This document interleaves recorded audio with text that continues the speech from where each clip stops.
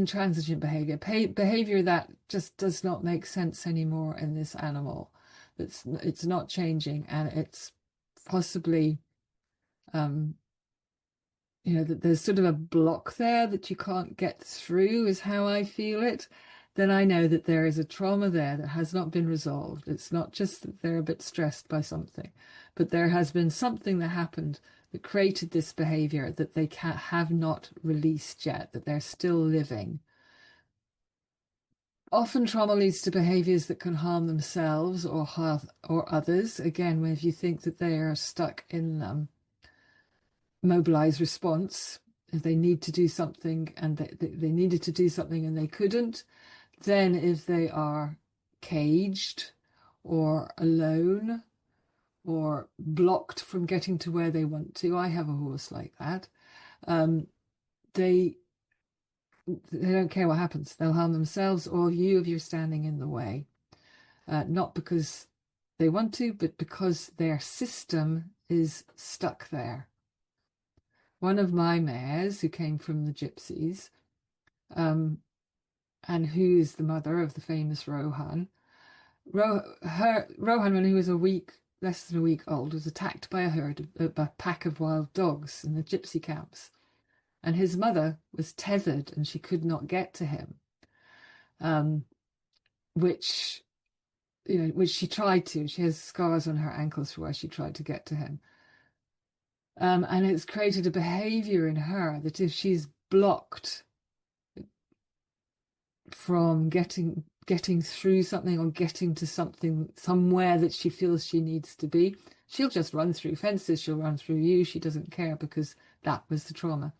Now we've dealt with the trauma, we've helped her to release that through hearing it and through oils, and help to recondition the behavior a bit, and it's totally better on a day-to-day level.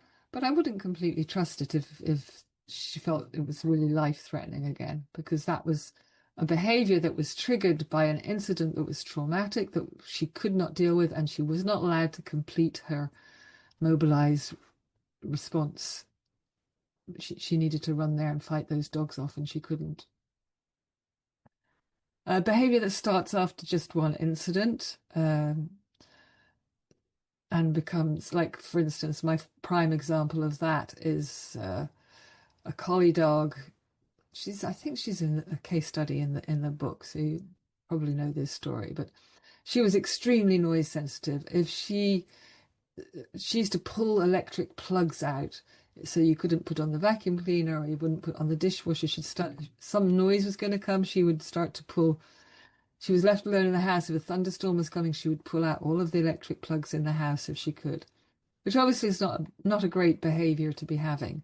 And that all started because one time they were walking down the street and somebody closed one of those metal rolly doors that windows from a shop, just like, and she was right beside it. And because of her genetic makeup and total hypersensitivity to noises, that broke her bank. And after that, it started, the noise behavior started after that. And she just went from one noise to another. And again, oils and listening and understanding, we did turn it around. It was a good one, that one. And here's a little example of difference between what I call stress and what I call trauma.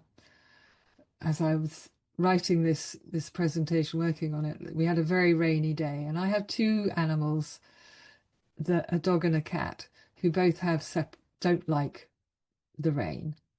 Bodhi doesn't like it if there's thunder, and he will come and he'll get clingy and he'll get a bit stressy and pant a bit, and he'll come and he'll lie on my feet under my desk if he can, because he's stressed by it.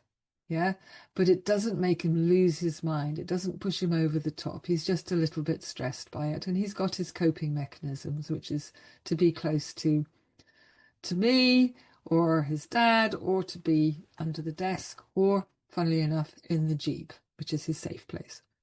Now, Joma, who's a cat, and she was a little feral cat that showed up here. God knows how. She was like 3 or 4 months old, and we lived 2.5 kilometers of wild land away from any other domestic places that she might have come from.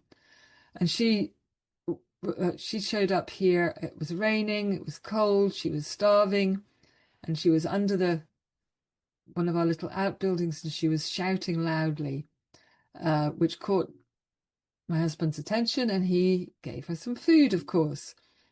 And now she's completely domesticated and lives with us and has moved herself in completely. But whenever the rain starts, as soon as rain starts, she starts to shout. She's going, she's got the most terrible loud meow, especially if my husband is there. She just shouts and shouts at him until she gets a few pieces of dry food. Now, when she first came, that's what she was given. She was given dry food. I can try and give her some other different food, like what she eats normally. It doesn't work. It has to be that particular food. And then she can start to, well, now she can. Before it would go on and on and on. And this is a specific response because she was in a life-threatening situation. And this behavior of shouting saved her life. She shouted, she got the food, and she now lives like a princess of the. So that's trauma. Okay, it's not. She hasn't got any behaviors that are harmful. It doesn't bother us too much that she needs to do this, but it's a specific behavior that arrived from not being able to deal with it. And this was her solution, and it now is stuck there forever. Well, maybe not. It's got a little better. But for me, that is the difference between stress. It's like when there's a loop that's a very strong trigger by one particular trigger, you know that there's something stuck in there.